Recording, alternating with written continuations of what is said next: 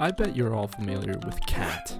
Cute, but meet bat. The cool syntax highlighting Git integrated sidekick your terminal always wanted. Bat is literally cat with wings.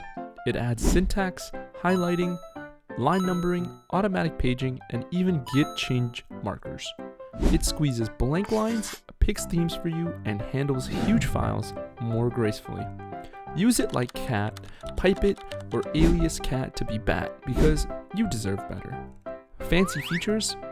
Try bat with the FZF for previews, tail-f for colorful logs, or git diff for pipelines.